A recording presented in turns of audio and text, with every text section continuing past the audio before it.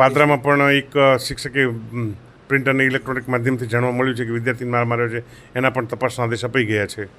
મારા છોકરા સુફિયાનને લાકડી મારી, માથામાં, એક કમરમાં મારીને એક હાથમાં મારી અને તાવ ચડી ગયો તો એવો માર માર્યો છે એને. અને માર્યો એટલે છોકરો ગભરાઈને ભાગ્યો સ્કૂલની બહાર અને બહારથી કોકનો ફોન લઈને મને ફોન કરીને બોલાવ્યો. હું વડોદરા નોકરી હતો, વડોદરાથી ભાગીને પાછો સ્કૂલમાં આવ્યો. હજી મેં જોયું તો મારા છોકરાને બહુ બધો તાવ હતો. મેં એને પહેલાં લઈ જઈને મેડિકલમાંથી ગોળી ખવડાવી. મારા છોકરાએ હું હજી ઘરે આવીને કીધું કે મારે સરે લાકડી મારી હતી.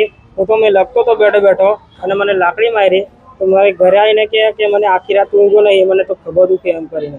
શેખ યુસુફભાઈ જેઓ શાળાના શિક્ષક છે, એમણે ધોરણ 6ના વિદ્યાર્થીઓને માર માર્યો અને સાથે સાથે 8મા ધોરણના વિદ્યાર્થીઓને પણ ગમે તેમ અપશબ્દો બોલ્યા છે, ગાળો બોલી છે.